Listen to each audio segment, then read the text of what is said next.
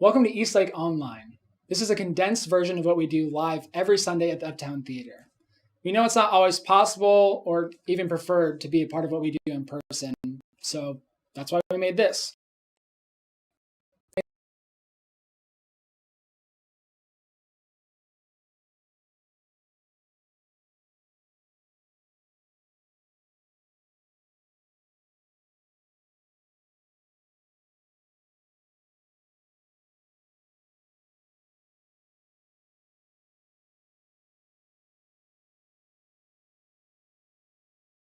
And involved no matter what.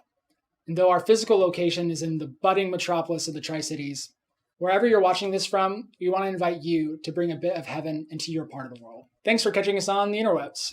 If you're looking for more content, follow us on social media or keep checking our website for all kinds of resources that we hope are helpful. Bright as the Now, sun, drawn in this. eclipse. I haven't seen light in a while.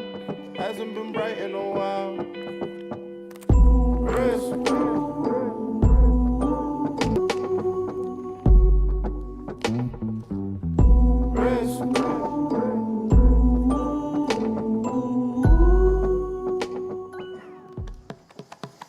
Well, good morning. Welcome to Eastlake. And for those of you here in person, and for those of you watching online, welcome. We're glad that you're here watching this on replay via the app.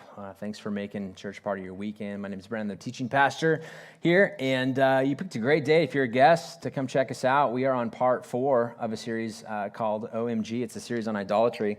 And I know immediately, I've said this from the beginning of this series, idolatry doesn't feel like a super relevant issue. The goal isn't like, all right, get the bronze images out of your basement, let's get them out here, let's talk about them. Nobody has that. Idolatry's felt like this like Old Testament holdover that doesn't really apply to kind of modern day life, or it's like a weird ancient civilizations thing, but like we don't do the idol thing anymore. We outgrew that. We don't need that as a human being sort of thing, an outlet anymore. But what we said was that the word idolatry in the Old Testament really is translated as strange worship. It can be strange in a couple of different things. It can be strange for them, it was strange that you would build or have something as important as God that's not God. It's strange that this would be an object that is of superior importance to you. And then strange worship in the fact of how people worship those things was oftentimes strange. So Israel as a monotheistic religion would look at the other polytheistic religions or polytheistic people and say, it's really strange that they would worship that as a God and that they would do those things to kind of as a way of worshiping that God. In the same way, you've looked at people in your life, you're related to some of them as well, who have built their life around something very, very strange. Like this is what's most important. This is what consumes their time, their attention, their money, their free time, their focus. They sacrifice relationships. They sacrifice opportunities to do things with friends because of this thing. And you're like, it's just strange that they've taken this thing and made it like something they build their life around. And then the way that they do things, the way that we do things sometimes is like a strange way of being like, this is... We know it's not right. We know like we're short with our kids and we have a short fuse with our spouse or whatever. But as a result, like of these dumb things, like we do dumb things and we look back and we go, why did I act that way? It's a very strange way of operating. And part of it could be because idolatry is in play, right? That we wouldn't call it that. We call it something else. But anytime you take something, even a good thing, a lot of times a good thing, you make it an ultimate thing.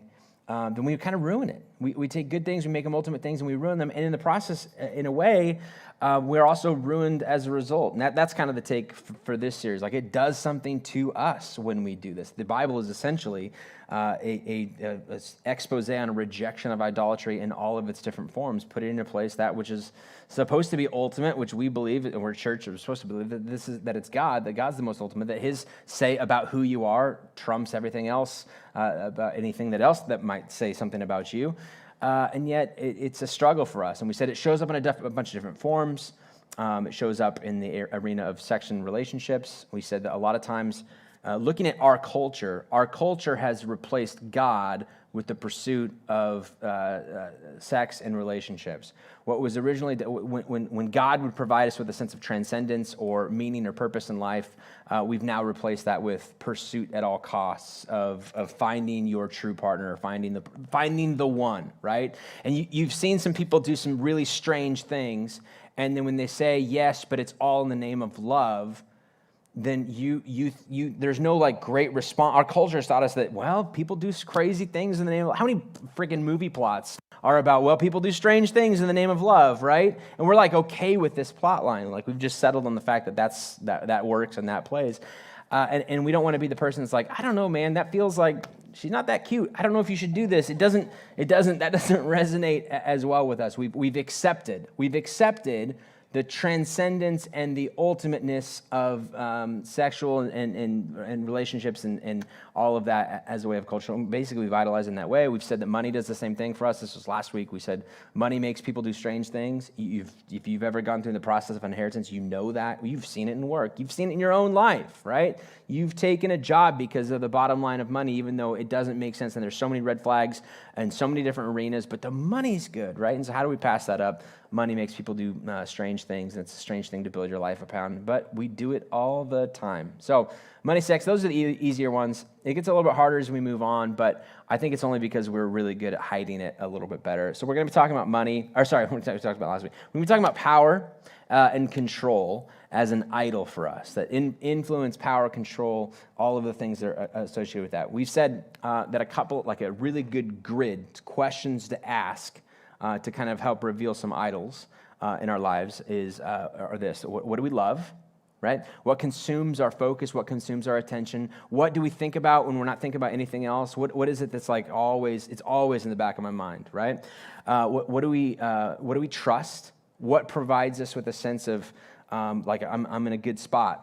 I'm doing good in life, right? And we last week, money is like the big thing like that. We go, am I doing good in life? I look at my bank account and be like, yes, I'm doing fine. Right? I go on Zillow, I look at the price of my house and I think, yep, we're doing just fine. We're good, right? What do we trust? And then what do we fear? What do we fear? What are we afraid of losing? And that's the one that kind of strikes out the most when it comes to this idea of control and power, because fear has a big thing to do with this. This idea that we are in control of something, and if it goes away, I'm so fearful of it going away or crumbling or losing this that I do crazy things and strange things to kind of keep whatever limited power that we have. One of the signs that an object is functioning as an idol is that fear becomes one of the chief characteristics of our life, and if it's threatened in any way, we go in complete panic mode. We don't think, well, life's going to get more difficult. We'll have to figure out some things. We can't do the same old things to kind of get the same things. We think, oh my gosh, the world is crumbling. This is the end. There is no hope, right? We watch those things fall apart like we watched the Seahawks last night, and we say, the season's over. It's over. We lost. We got crushed. It doesn't matter. We have a rational friends say those were backups, it doesn't matter, and we think to ourselves, there's always next year, and that's just irrational hope, right? So that's the kind of thing that we're talking about. So my wife and I have been watching this new show. It's on HBO. It's a docu-series, and I didn't know that until about week 2 or 3 of the shows. It's an episode. So a documentary usually is like a movie, which is why I thought this wasn't a documentary, but turns out these are actual real-life people with real-life jobs. It's called Small Town News. I don't know if you've watched it, but I'm going to give you the premise real quick. There is a locally owned by this guy named Vern in the middle, TV station in Pahrump, Nevada. You ever been there? Of course you haven't. It's right outside of Vegas, and they're attempting to get into the Vegas market, and it was filmed during the pandemic. So what does it take to run a local TV station during the pandemic? And during election time in Pahrump, very red, Trump flags everywhere, trying to get into Vegas, very blue, all that kind of stuff. And it was amazing to watch this take place, and you have to watch this to be like, are these? I think they're acting, but they're not. This is real. And he's crazy conservative, and he's watching as essentially he feels like his world is falling apart. And it shows him like the night before the election saying, if Biden wins, I don't know what we're going to do. Like this, I'm running a business as a business owner. The taxes are going to be crazy. We're going to have to shut this place down. I don't know. And then the returns start coming in, and he wakes up the next morning, and they declare for Biden, and the cameras are on him, and he goes, that's it. We got to shut this place down. And he's like, he sends out a memo to all of the employees. There's massive layoffs coming as a result. And one of the employees goes, we get these like once a year from him. He just freaks out on some stuff. This is fine. It'll blow over. And that's the kind of thing, like that overreaction, that thing of I have an ideology of how this is supposed to work. My political party is supposed to win. And if it doesn't, the world is ending, right? And we're going to go extreme, we're going to lose. And we grasp for a sense of control. And we try and do things to kind of keep this in this way. And perhaps this is not like a modern thing. Like we can laugh at it, and it's really funny to watch it in like almost real time because it feels so recent and feels so relevant and all that kind of stuff. But and it's ironic in that way. But the reality is that we've always struggled with the sense of being powerless and dependent. We are essentially powerless and dependent on people, and we don't like to think like that. We think that we're independent. We feel like we do have power. And when we do have that power, we're so afraid of losing it, we'll do whatever it takes to get it. And maybe that's what the temptation in the garden was all about. I mean, that's what we look at and we see the temptation that Eve and then eventually Adam is presented with is this knowledge of good and evil. There's a power dynamic at play. God's more powerful than you, but if you eat this apple, you'll be on the same platform as him. You'll be peers and not subject to him anymore. You'll not be dependent on him. And that really is like this symbolic way of saying we've always been about that. We've always been grasping for the fruit of not being dependent on anything else. When we feel like we're out of control, when we feel like we don't have power, we want to grab some and feel like we have some. And then when we have some, this isn't enough, and we're afraid of losing it, so we grab for more. And our response is always more. And typically it plays out of us acting out and being cruel to others and stepping on others to feel better about ourselves. And we do things with whatever limited power that we have. We find ourselves in situations where we say, I'm so afraid of being out of power that I do bad, awful things that I'll justify to kind of put myself in a position. I just don't want to be dependent on anybody else. I don't want to have this limited opportunity, this limited involvement in this way. We desperately seek ways to assure ourselves that we still have power over our own lives. And we think, and it operates not just in our actions, but also in the way that we think. There's a term called ideology, or have you ever heard of ideological kind of sort of thinking? Here's the definition of ideology: a limited partial account of reality that is raised to the level of the final word of things.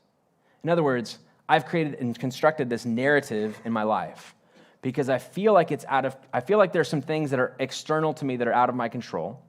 So I create a narrative to help explain it. And even though it's complex, I make it simple for me. And then I think to myself, this is the final answer. This is the way that things are supposed to work. And if you disagree with me, you're either stupid or evil, right? That is ideological thinking. Human thinking always elevates some finite value or object to be the answer. And it feels so obvious to us that we can't understand when other people don't see it the way that we see it. That's just a control issue. That's just a power issue. So if you think, well, I don't really have any power or control, and yet you find yourself on Facebook going, should I type this? Should I not type this? I'm going to not because I've got self-control, but I really, really want to, right? What am I doing? What am I dealing with? Perhaps it's a way of saying, I don't like that this feels external to me, that I'm subject to these things. I want control. I want to grab things. I want to control something. I want things to play out the way that I want to do it. I just want people to act the way that I act. If we all acted like me, we'd be just fine, right? And that's what we think in this way. In a culture in which God is largely absent, sex, money, and power, and largely power through politics or ideology, will fill that vacuum for people, which is exactly what we're trying to do. What are we trying to do? We're always trying to patch ourselves up. John Calvin called our hearts, the human heart, is an idol factory. We're constantly trying to create new things to help fill a void. There's this option to fill this God-shaped void in our life, and we're like, yeah, God's great, but let me set that aside. Let me find some other things perhaps that I can do to do this, right? So I go money, I go sex, I go power, I go other things to be able to kind of illustrate in this way. Now, there's a biblical story that's going to show up that's going to have this play out for us, and we're going to look at that today to help us kind of go, let's see this in narrative format and perhaps extrapolate some thoughts and ideas for what it might look like in my life. So the story comes to us in the book of Daniel. It's an Old Testament book.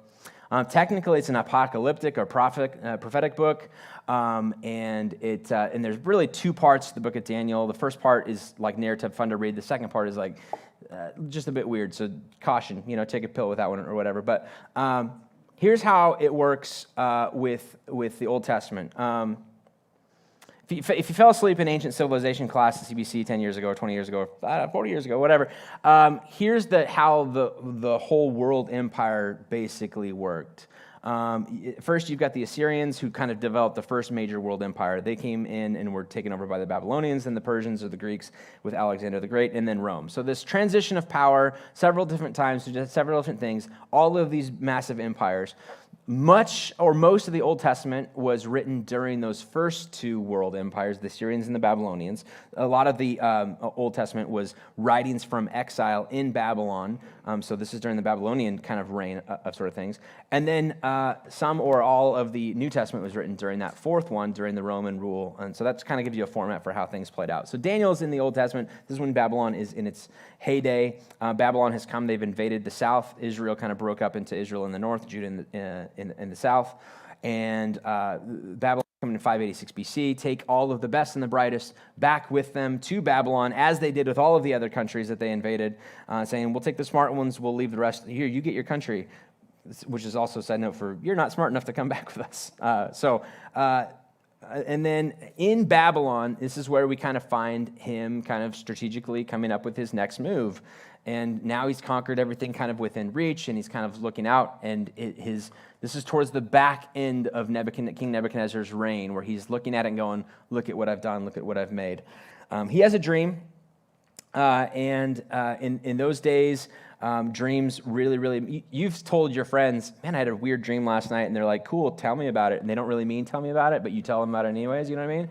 Because nobody's interested in your friend's dreams. I'm just telling you right now, as a friend, I'm telling you, don't care about your dreams.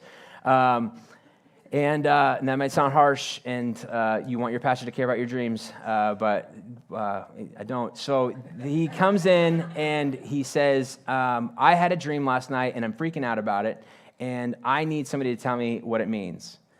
And it says this, in the second year of his reign, Nebuchadnezzar dreams, his mind is troubled, and he could not sleep. So the king summoned the magicians, enchanters, sorcerers, and astrologers. Basically, my whole resource pool of everything weird that's out there, because we're a polytheistic religion at this point. We believe anything and everything. We don't want to make anybody mad. We're game on for anything. Anything that's out there, we're game on for.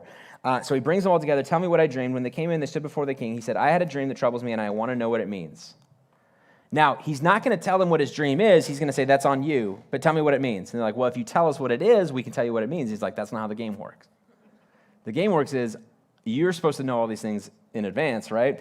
And what we'll find out later is that he saw this incredibly tall, giant figure, like this statue almost, that he calls an impregnable giant towering over the world with a head made of iron and all this kind of just massive imagery of probably what he wanted to be perceived from the world. From the world's perspective, when they see me, I want them to see this big giant picture. And there's only one problem with this image in this dream. He looks down and he says, the feet were made of clay, and that clay began to crumble under the weight of all of the things that were above it. And I slowly saw it falling apart, and eventually it toppled over and exploded everywhere. He's basically going, this feels like a nightmare. Like, am I foreshadowing my own destruction of my empire? I need somebody to tell me what's going on. How do I avoid this? I have power. I'm afraid of losing it. And I don't want to do that, so I'll do anything within my grasp to kind of make sure that doesn't happen, right? Many people with a great drive for power are very anxious and fearful. Like, we see this, and we can understand this, and we see this in the lives, and we see this and go, that feels very relatable, because people in power that we know, when we read their memoirs, when we hear about their stories, when somebody does a documentary about their life, we realize on the exterior side of things, it looked like everything was going great. And they barely slept at night because the stress was so fantastically huge in their life that it began to affect their health, it affected their marriage, their relationship with their kids. Everything was falling apart because they were so afraid of losing the image, the public image, the perception, the power, all of the stuff, the influence that I have. How do I keep the plate spinning to make sure that nothing falls apart? I don't want failure to show up on my reputation. I'll do whatever it takes to keep and prop up this image of success or this power, this influence. And a lot of times it feels like, well, the only way to do that is to grasp for more. Powerful people do not like to admit how weak they really feel, or that failure is a part of their track record. Now, you probably remember that story of the Bernie Madoff scandal that happened a few years ago with the Ponzi scheme and the money, and everybody lost billions of dollars on this kind of stuff. And all of the true crime podcasts that came as a result of this, and interviews with Bernie in prison, saying, what happened? How did it get so out of control? Like, what was going on with this? And when you hear him explain his story, he would say, I was just so afraid of posting negative returns. Even though in a financial market there are ebbs and flows, I wanted to be the one that it always ebbed and it never flowed, right? It always went up and it never went down. And so I would makeshift the numbers. I would steal from Jack to pay Jill or whatever. I would do all kinds of different stuff to make things work. And eventually it caught up to me, but I always told myself it'll eventually work out. It'll eventually work out. I've got so much power, I'm so afraid of losing it, that I will grasp for more power because that will tell me that everything's okay. Listen, influence, power, control, it's not a bad thing. I want you to be a good leader. I want people to look to you for leadership. I want you to be in positions of leadership in our community and around the world. I want that for you. But what I do not want you to do is to idolize it to the point where I'm so afraid of losing it, I will do strange things in order to keep it. That I build it up as a strange thing to build my life around. You've met these people. They're so proud to be the HOA president. You're like, it's just an HOA president. Listen, I want you to be good. I want to live in a great neighborhood. But when you're walking around, you go, hi, my name's Bill, HOA president, right? You're like, that's too much, Bill. Tone it down. It doesn't matter. Well, I'll do some crazy things. I'll speak poorly about Jim because I don't want Jim to get this job. I want this job. You hear about Jim lately? Man, I hear he's got this thing. He's growing pot in his backyard. Doesn't even have a license for it. You know what I mean? You want that as your HOA president? I don't think you do, right? We do crazy things to keep this. And I'm not. If your name's Bill or Jim, it doesn't matter. I was not even in my notes, just coming off the top of my head. So it doesn't matter, right? Power is often born of fear, and the only perceived solution is more power. That's what we think. I had a quote on the screen during that intro video clip that says, stemming from their alienation from God, man is insecure, and he seeks to overcome his insecurity by a will to power. This is Reinhold Niebuhr, who's writing this during the whole 1940s with Nietzsche and all the kind of stuff going on with Nazism. But this is a big relevant thing. But here's what he says. He pretends he's not limited. That's what we do. We pretend we're not limited. We don't like to admit our shortcomings. We want to be well-rounded. We want to be really good at all things. I'm really good at some things, and the bad things I want to hide from you as long as I can, right? We pretend that we're not limited. Long story, back to our story with Daniel. Nebuchadnezzar's wise men couldn't interpret his dream for him. Finally, a court official who was one of Jewish exiles named Daniel come forward. He's the protagonist in the story. He interprets the dream accurately. Not only does he tell him the dream, what he dreamed, but he also interprets it for him. And he says, Majesty, you're the King of kings. The God of heaven has given you dominion and power and might and glory. In your hands he has placed all mankind and the beasts of the field and the birds of the sky. This is exactly what Nebuchadnezzar wants to hear, right? You're the King of kings. Of all the kings, you're the best. But he is also drawing in some unique pronouns into this, right? The God that I serve has given you these things. Wherever they live, he has made you ruler over of them all. You are that head of gold. After you, another kingdom will arise, inferior to yours. Next, a third kingdom, one of bronze, will rule over the whole earth. Finally, there will be a fourth kingdom, strong as iron, for iron breaks and smashes everything. And as iron breaks things to pieces, so it will crush and break all the others, a.k.a. Rome in this scenario, right? But this was a call. Daniel is approaching this king going, this is a call to humility. Listen. You have so much. There's no doubt. When we look, you're succeeding. Your success is evident to all. But it has been given to you. And if you do not recognize that this has been a gift to you, then you are going to watch it crumble away. Though circumstances often appear to favor the oppressors, God eventually brings them down. Sometimes gradually, sometimes drastically. But in the end, it all goes away anyways. History tells us human power always crumbles in the end. And I hate to tell you, Bill, you'll not always be the HOA president. Somebody else is going to win, or you're going to die. And I'm not trying to be awful, I'm just trying to say it doesn't matter. That doesn't mean do a crappy job at what you do. It just means hold it lightly. This is a gift or an identity or a thing or a power or a temporary influence that has been given to you, right? So then King Nebuchadnezzar responds. He fell prostrate before Daniel and paid him honor in order that an offering and incense be presented to him. The king said to Daniel, surely your God is the God of gods and the Lord of kings and the revealer of mysteries, for you were able to reveal this mystery, right? In the short term, he has this positive response. You did it. You nailed it. You said the dream and you said the interpretation. I don't know who your God is, but whatever he is, whatever God of the menu of gods that you've chosen, there's something unique about him, and we'll see that he's going to get promoted and given new titles later on. But in spite of this positive response, a negative response is coming. Just 2 chapters later, we find out perhaps the lesson has not been learned. Chapter 4, it changes. I, Nebuchadnezzar. Now, this is interesting because here the whole vernacular changes in the perspective of a first-person thing, right? So it was written almost as a third person. This is what took place. And then we see this, and we're going to see it in a few chapters here. It becomes written from the first person, Nebuchadnezzar himself. In other words, he sat down at some point to kind of write out either in diary format or memoir format. This is a story that I'm telling. So this is a story worth telling, and I'm telling you about it from my perspective on this. I, Nebuchadnezzar, was at home in my palace, contented and prosperous, right? Contented and prosperous. I had a dream that made me afraid as I was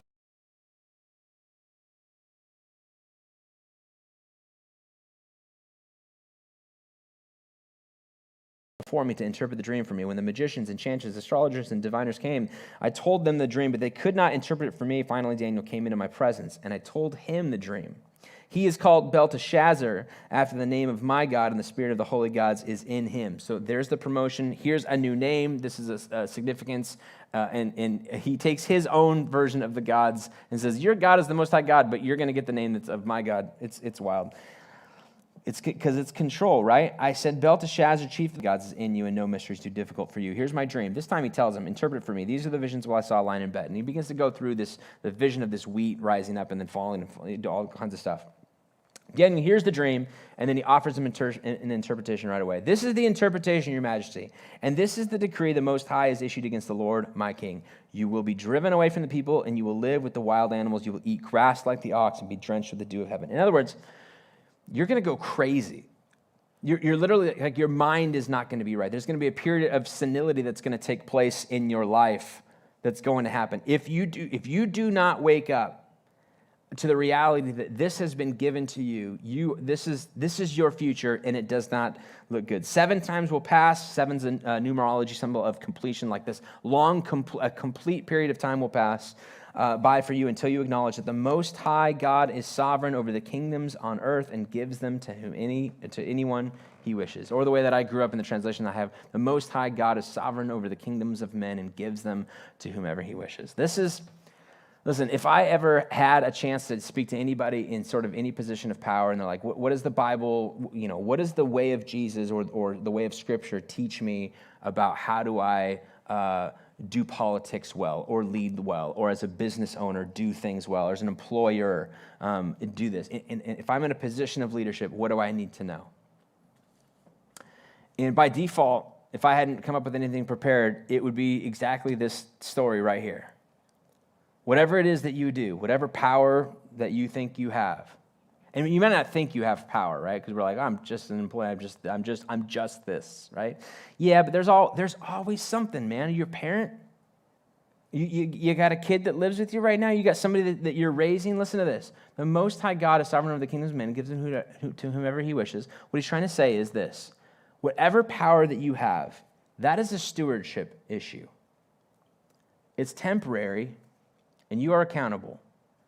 O King Nebuchadnezzar, until you realize that everything you have has been given to you, that it's actually a stewardship issue, that it is temporary, that a time is coming when you will not be king anymore. Therefore, do not idolize us. Do not make this good thing such an ultimate thing that one day when it's gone, because it will be gone, it will wreck you, and you will not be sorrowful. You will be in despair, and you will be unconsolable, right, or inconsolable, right? This is when it happens, it's going to fall flat. Listen, it's temporary, and you're accountable. You, whatever position of power you have, that has been given to you. It is a gift. It's a stewardship. You are called to steward that HOA role very well, but it's temporary, and you're accountable to it. God was saying something like this to King Nebuchadnezzar. Listen, you must understand that your power has been given to you. Daniel tries to lead him in this with the pronoun pieces.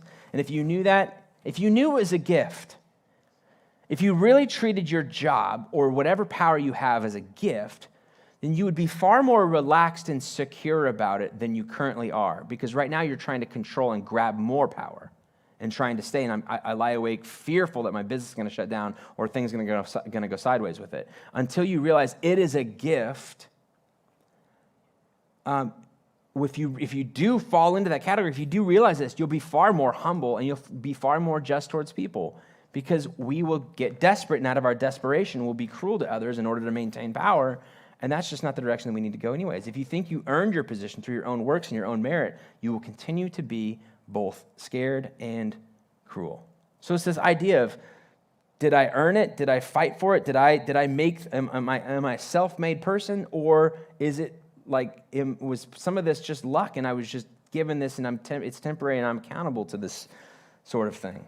You grew up hearing, perhaps, that you can be anything that you set your mind to as a kid. And you're adults enough to know. I'm not trying to be Captain Negative, but, like, not really, though, right? Like, we all know that. Like, if you're a high schooler, yeah, you can be anything you want to be. But, right, for the rest of us, we're like, we got dealt a certain deck of cards, and we're trying to make the best that we can out of what we got. Like, I wanted to be an NFL player, like, when I was born, right? Like, you watch the Seahawks, and you're like, I want to be in the NFL. And then I realized I was given the genetic physical makeup of a CPA. And so therefore, that doesn't work out. Those things don't translate. And not to mention, in addition to that, I also don't like being hit. And apparently, you have to like being hit in order to go do that.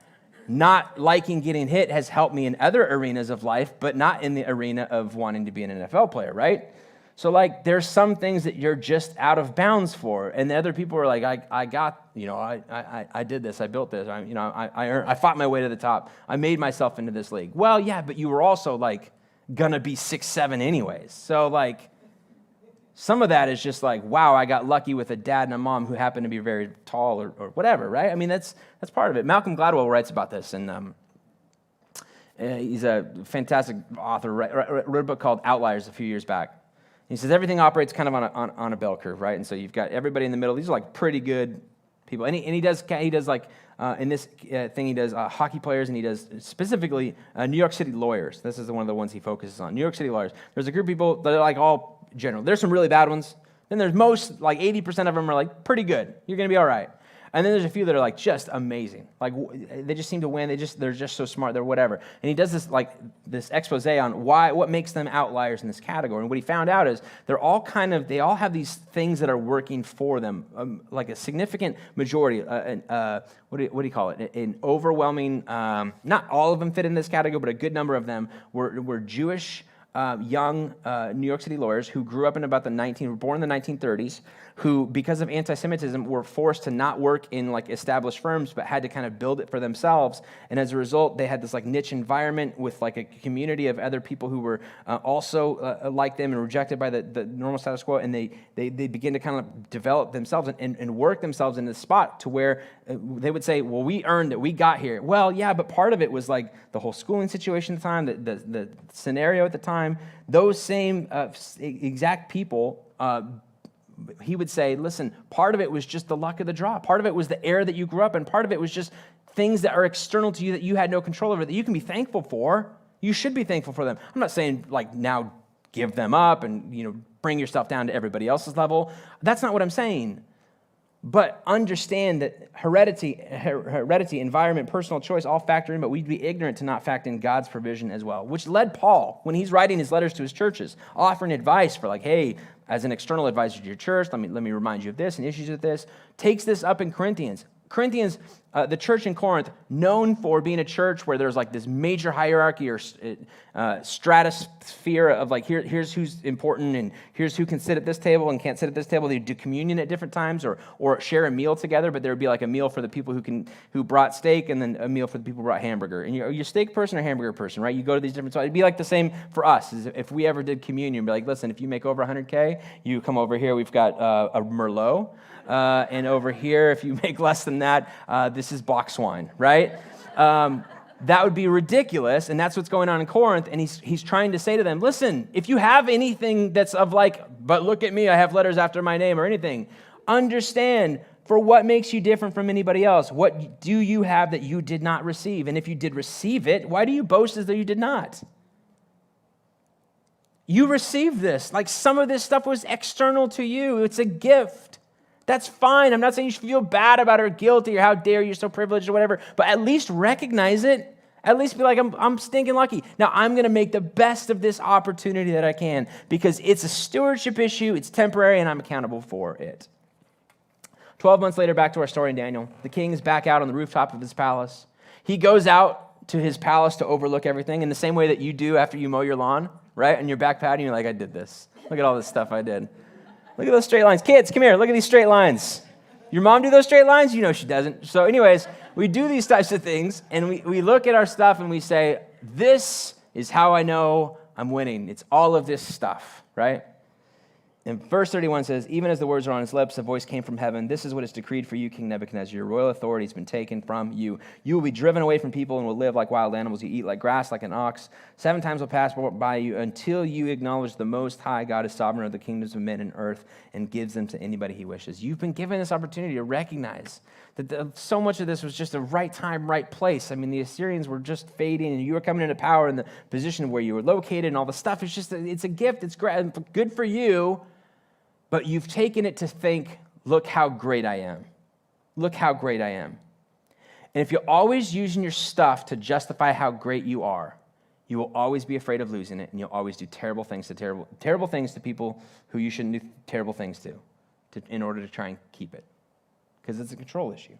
In the end, Nebuchadnezzar wakes up to his error, acknowledges the Most High God, says this, at the end of time, I, Nebuchadnezzar, raised my eyes towards heaven, and my sanity was restored. And then I praised the Most High. I honored and glorified him who lives forever. His dominion is an eternal dominion. His kingdom endures from generation to generation. Eventually, I woke up to the reality. The Most High God is sovereign, that he has given me this opportunity, and I want to do the very best that I can. And his kingdom would go away, as we know. Alexander the Greek and the Greeks would come in and take over. But at least during this time, he woke up to this reality. Now, what we know about Scripture is the Old Testament speaks to the brokenness of life and all of the things in all of our different attempts in life to kind of fix ourselves. And what we see in the person of Jesus is this better version of all of these things. A better Abraham, a better David, a better this. And what we see is a better King Nebuchadnezzar in this way. Somebody who didn't have to go down that route through the person of Jesus, who had all of the power. Who Paul says in Philippians, who gave himself up, who considering his whole entire life and what he could have been and all of the cards that he could have played, been like, I'm Jesus, I'm the Son of God, please, I'll go first in line, right? And he didn't. He didn't do any of He never played the God card. Instead, gave himself up as nothing, made himself a sacrifice out of love for people, took all of the power and all of the influence that he had and gave it up for the benefit and the sake of other people. He shows us another way. And in doing so, we gather together. And what we said, what is church about? Church is about us gathering on a weekly basis to figure out what it would look like in the way of Jesus in 2021 in our life and our community. Well, in those scenarios, what he would say in this way is, listen, all of this power that you've been given, you recognize that it's a gift. You do things, you take advantage of it, you do it well, not for your own personal benefit, for the sake of others, who gave himself up for others. Follow in the way of Jesus in this way. By giving up his power, he became the most influential man who ever lived. And only by admitting our sin, need, and powerlessness, and by casting ourselves on his mercy, will we finally and firmly become secure in his love, and therefore empowered in a way that does not lead us to oppress others. That insecurity then becomes gone, the lust for power is cut at the root, and idolatry no longer has a foothold in our lives. So may we be the type of people who take an inventory of our life, look at what kind of power we might have, and reflect and remember, it is a gift, it has been given, it is not something that we lord over other people. Because when we do that, or when we take a good thing, we make it an ultimate thing, we ruin it, and in doing so, it ruins us. Because we will do crazy, desperate things to keep it. But instead, it's temporary, and I'm accountable. I'm going to do a good job with what I have. But because I'm supposed to, not because out of response, I'm going to leverage this for God's glory and not for my own personal sake. May we be the type of who get this right on a personal level, and whatever influence we might have as a church, continue to do that on a corporate level. Let's pray. Father, our prayer is that you would help us see this clearly, that this story would remind us that you are a giver, that you have given us, that all of the blessings in life that we have been a gift from you, that we do respond and work hard and try and do the best that we can, but it's a stewardship thing for us. And may we be humble enough to understand the graciousness of your mercy in our individual lives. Give us the wisdom to know what that looks like, the courage to act on it in your name. Amen. Amen. All right. If this is of interest to you and you missed the first 3 weeks of the series and you're like, what's the stuff on money or sex or whatever, you can download our app. If you just go to Apple Store or Google Play or whatever and look for East Lake Tri-Cities, you can do that. You can watch it on demand or on replay, or go to eastlaketricity.com/talks. Check up on that, catch up with the series, and we'll continue with this. We got, I think, 2 more weeks left to go if you're gone the rest of the summer. So, all right. Inside of your program, you should have grabbed one of these on the way down on the tables there. There's a Connect card. It looks like this. On the spot is a spot for some next steps, explanation of the next steps on the back of the program, a spot for some prayer requests on the bottom, or life updates if you want. Let us know what's going on in life. We'd love to hear about it. If you are a guest with us, on the front side is a spot for some personal information. Regular attenders, you know the drill. You should put your name at the top. It's our only way of tracking who has or hasn't been here for a while. But if you are a guest, please make sure to mark that box that says first or second time guest on the lower left-hand side. We do a thing where we donate money to a different organization doing good things in our community and around the world. And for the month of August, we're donating money to Second Harvest Tri-Cities. So $20 for every first and second time guest. Mark that so we know how much to send, and then answer that question if you would. How'd you hear about us so we know who to thank? There's a giving envelope as well. If East Lake's home for you, there's your chance to help us out financially to continue to create a church. We don't typically like church. That's what we're trying to do week in and week out, and we couldn't do it without the generosity of the people who call East Lake home. All of these things can go on the blue bands at the top of the ramp as you're leaving, and we'll make sure they get to the right spot. The only other announcements that I have is this Friday night is our final back alley night of the summer. We planned these early on to try and do things that we knew would be fun. We have a really dirty back alley back here that's super fun when you put string lights from Costco up and bring in food trucks and Moniker Bar and all that kind of stuff. So concert, it starts at 8 o'clock on Friday evening if you're not doing anything. And I know you're not, because you're not going to the fair, guys. Don't go to the fair on Friday night. It's fog hat. We talked about that last week. It's not good. So come. This will be better, I promise. And if you don't believe me, you're going to go and you're going to get there and you're going to say, Brent was right. This sucks. We should have gone to back alley night. So come. It's a free event. Bring a friend. It's a good friend invite night. And then next Sunday night is a place at the table. It's our vision night. It's a way of saying, in a way, thank you for those of you who for the last 18 months have stuck it out with us. We went online for like a year. Then we did like one service, like half our toes in, right? Come with a mask and bubbles and bubble wrap and everybody's okay, all right? And then we kind of evolved and it's back and forth, and next week, masks on, all this kind of stuff. We know it's been really, really difficult, and it has not been fun. It's not been fun for us either. So we wanted to say thank you and do this dessert thing to say thanks for sticking it out with us. And we're excited about fall. We're excited about what's coming up, and we want to talk about it and invite you to be a part of it on a perhaps a new level. So if East Lake's home, plan on Sunday night, 7 to 8. We've got stuff for your kids in that room. We'll also have a back-to-school bash going on for the youth, junior high and high school at the Plemons House.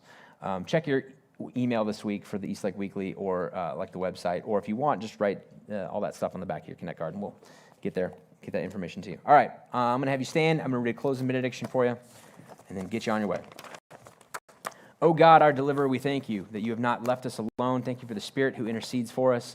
Give us wisdom beyond ourselves that we might see the path you've set before us. Grant us words that bring life to the broken, the suffering, the addicted, the lonely, and those who long for the fulfillment of your kingdom. Amen. May that go with you this week, whatever it is you're facing. If we've never met, I'll be in the lobby after this. We'd love to say hello and put a name to a face. We got snow cones in the lobby for your kids. Make sure you go grab one of those. Only 1 week left. No, 2 weeks left of those. So, buckle up. There you go. Be ready to disappoint your kids in 2 weeks. Other than that, have a great week, guys. See you next week for part 5 of OMG.